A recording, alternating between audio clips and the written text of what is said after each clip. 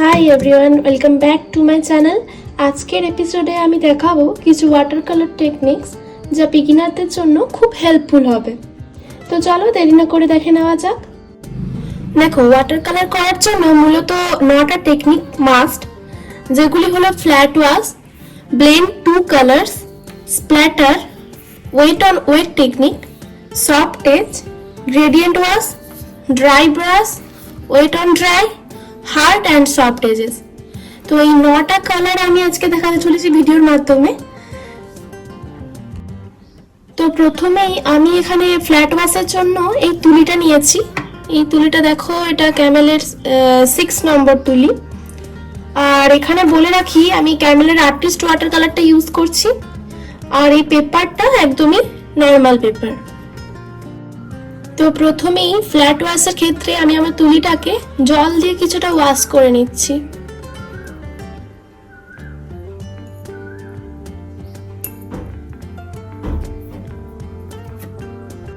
এরপর আমি এই আর্টিস্ট ওয়াটার কালারের কোবাল্ট ব্লুটা নিয়েছি, আর এখানে একটুখানি জল দিয়ে, সামান্য পরিমাণ জল দিয়ে এটাকে হালকা করে মিক্স করে নিচ্ছি, যাতে আমার ফ্ল্যাট ওয়াশটা করতে সুবিধা হয়।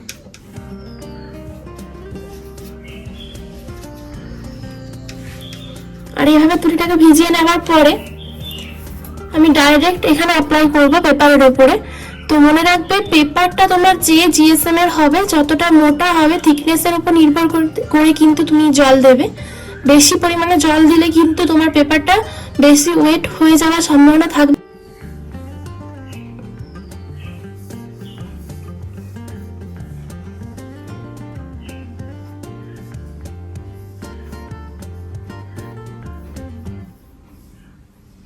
আমি এখানে মিডিয়াম ওয়াটার দিয়ে ফ্ল্যাট ওয়াশটা করে নিয়েছি, তোমরা দেখলে কিভাবে করলাম।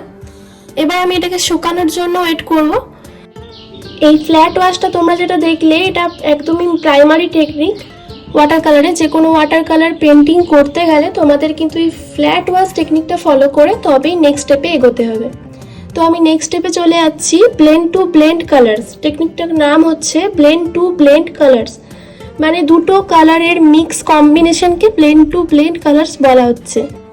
এই ব্লেন্ড টু কালার্স করার জন্য আমি দুটো কালার নিয়ে নিয়েছি। এখানে আছে কোবাল্ট ব্লু, আর এটা হচ্ছে লেমন ইয়েলো কালারটা। তো আমি এটার মাধ্যমে ব্লেন্ড টু কালার্সটা করে দেখাবো।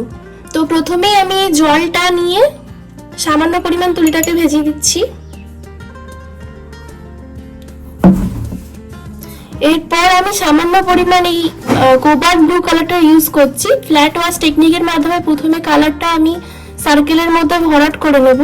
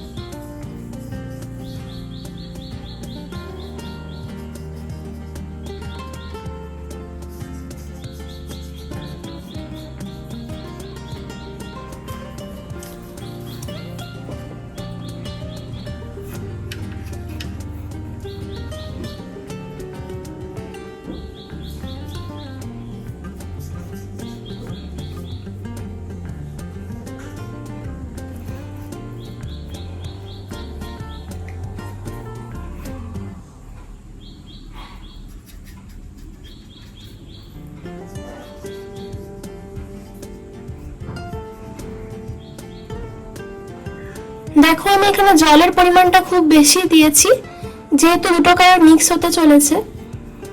এরপরে আমি এটা শুকানোর ওয়েট না করি, আমি ইয়েলো কালারটাকে নিয়ে নেব।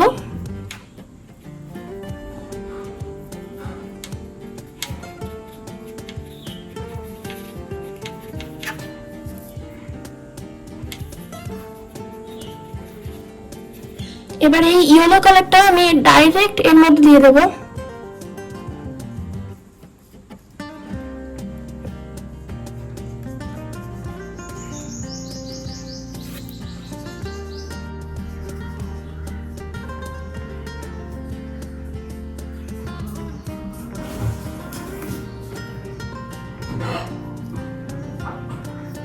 দেখো এখানে সুন্দর দুটো কালার মিক্স হয়ে গেছে।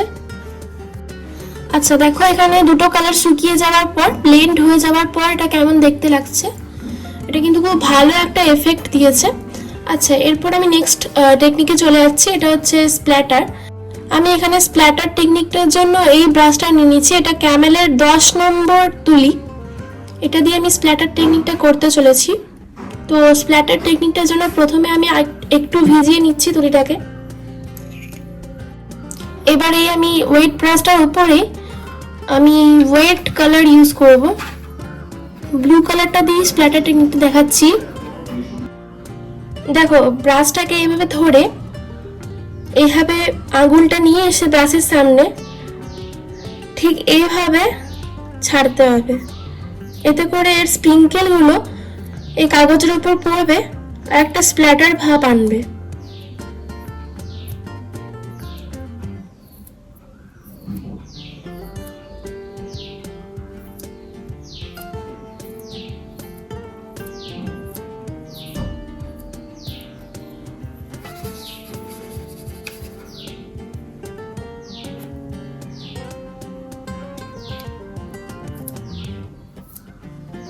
দেখতে পাচ্ছ কতটা সুন্দরভাবে স্প্ল্যাটার টেকনিকটা হচ্ছে।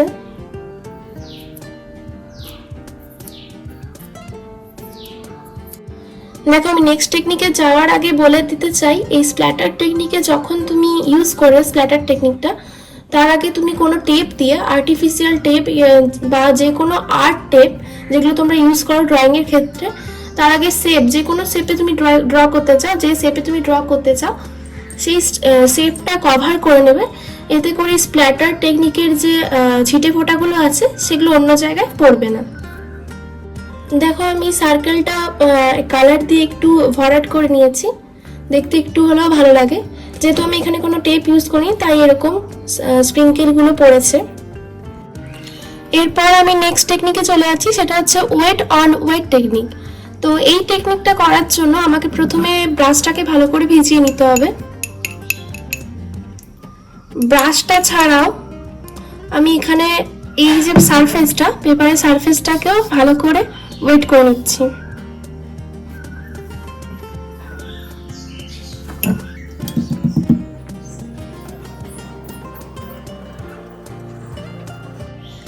দেখো আমি এখানে পেপারটাকে ওয়েট করে নিয়েছি। এবার এই ওয়েট পেপারটা শুকানোর ওয়েট না করি আমি কিন্তু এখানে কোবাল্ট ব্লু বা পার্সিয়ান ব্লু দিয়ে আবার একটা লেয়ার ক্রিয়েট করব।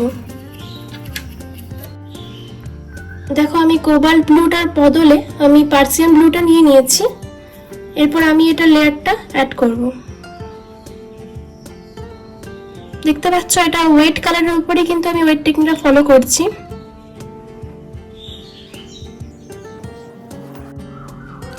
দেখো ওয়েট অন ওয়েট টেকনিকটা হয়ে যাওয়ার পরে কিছুটা এরকম দেখতে লাগছে।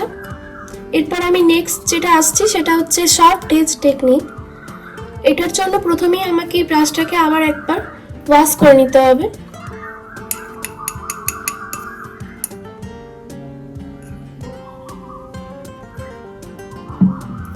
ওয়াশ করার পর আমি এখানে সামান্য পরিমাণ পেপারটাকে ওয়েট করে নিচ্ছি, একদম সামান্য, খুব বেশি জল দেওয়া যাবে না, পেপার অনুযায়ী বুঝে করবে, আগেও বলেছি।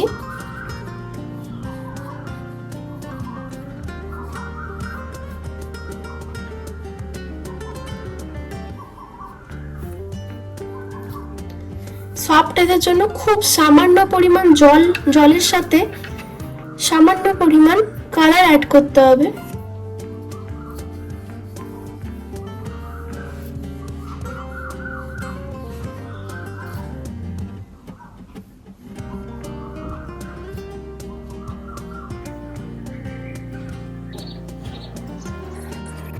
দেখো সফট এজটা আমার কমপ্লিট হয়ে গেছে। এটা ড্রাই হওয়ার পর কিছুটা এরকম দেখতে লাগছে। এরপর আমি যেটা চলে যাবো যে টেকনিকটা, সেটা হচ্ছে গ্রেডিয়েন্ট ওয়াশ। তো এটার জন্য আমাকে যেটা করতে হবে, একই কালারের উপরে বিভিন্ন ধরনের সেট নিয়ে আসতে হবে। তো চলো স্টার্ট করা যাক। তো নেক্সট টেকনিক গ্রেডিয়েন্ট ওয়াশের জন্য আমি এবার তুলিটাকে ভিজিয়ে নিচ্ছি কিছুটা। তো এটাকে ভিজিয়ে নেওয়ার পরে এরপর আমি কিছুটা কোবাল্ট ব্লু ইউজ করছি।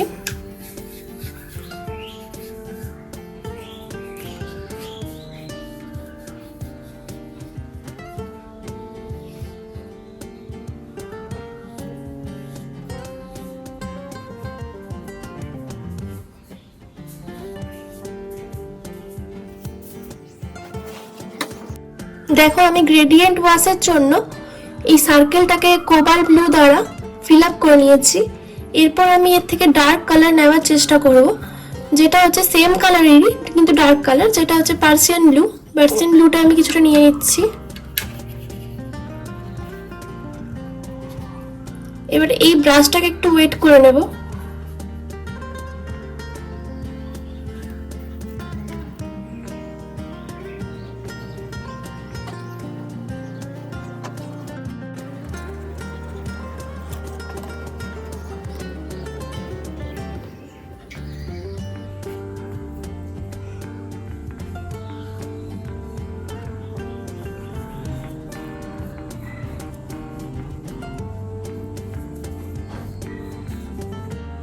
দেখো ওখানে কিছুটা গ্রেডিয়েন্ট কালার ভাইবটা চলে এসছে। তো আমি এবার নেক্সট টেকনিকে চলে যাচ্ছি, যেটা হচ্ছে ড্রাই ব্রাশ। নামটা শুনেই বুঝতে পারছো যে এটা ড্রাই ব্রাশ দিয়ে ক্রিয়েট করতে হবে। তার জন্য আমি একটা ড্রাই ব্রাশ ইউজ করছি। আমি তুলিটা আপাতত রেখে দিচ্ছি। তো ড্রাই ব্রাশ টেকনিকটার জন্য আমি এখানে ক্যামেলের 12 যে ব্রাশটা আছে ওটা নিয়ে নিচ্ছি। তো ড্রাই ব্রাশ টেকনিকটার জন্য আমি ডাইরেক্ট ব্রাশটাকে ড্রাই রেখেই একদম ড্রাই যে অবস্থায়, সেই অবস্থায় আমি এই কালারের উপর ড্যাব করব। আমি এই কালার নিচ্ছি, এখানে পার্সিয়ান ব্লুটা নিয়ে নিচ্ছি। তো ডাইরেক্ট আমি পেপারটাকে কোনো রকম ওয়েট করা ছাড়াই এই ড্রাই ব্রাশটা এর উপর ইউজ করব।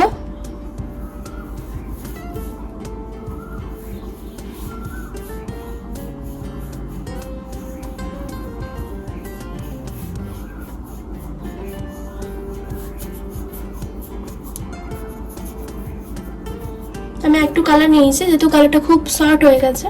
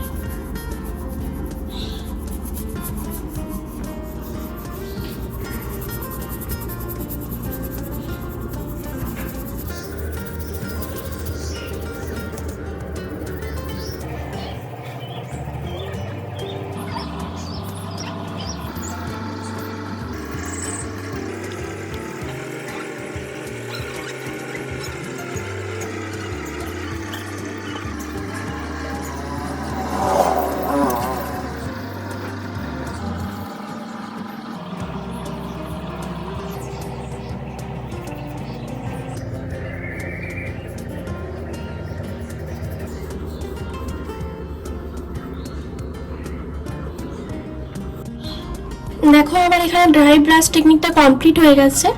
দেখতে পাচ্ছ এটা কেমন একটা ভাইব্রেন্ট কালার সেট দিয়েছে। তো নেক্সট টেকনিকে চলে যাচ্ছি, সেটা হচ্ছে ওয়েট অন ড্রাই টেকনিক। তো ওয়েট অন ড্রাই টেকনিকের জন্য আমি ব্রাশটাকে ওয়েট করব, কিন্তু এই সারফেসটাকে ড্রাই রেখেই কালারটা ইউজ করব। আমি এতে একটু কালার নিয়ে নিয়েছি। এবার আমি এই ড্রাই পেপারের উপরই ওয়েট ব্রাশ দিয়ে কালারটা করব।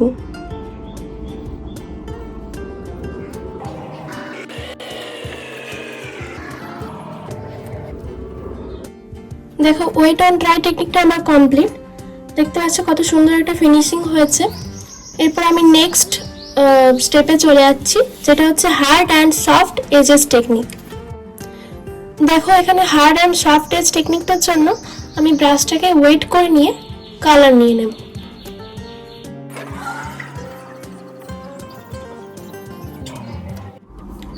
তো এখানে আমার হার্ড এজ টেকনিকটা পুরোপুরি কমপ্লিট হয়ে গেছে। তো তোমাদের কোন টেকনিকটা সব থেকে ভালো লেগেছে কমেন্ট করতে ভুলো না কিন্তু। আর যদি আমার ভিডিওটা থেকে তোমরা কিছু শিখতে পারো তাহলে অবশ্যই একটা লাইক করে দিও। আর সাবস্ক্রাইব করে অবশ্যই আমার পাশে থেকো, যাতে পরবর্তীকালে এরকম ভিডিও বানাতে আমি আরও আগ্রহ পাই। আর ততক্ষণের জন্য টাটা, দেখা হচ্ছে পরের কোনো একটি ভিডিওতে।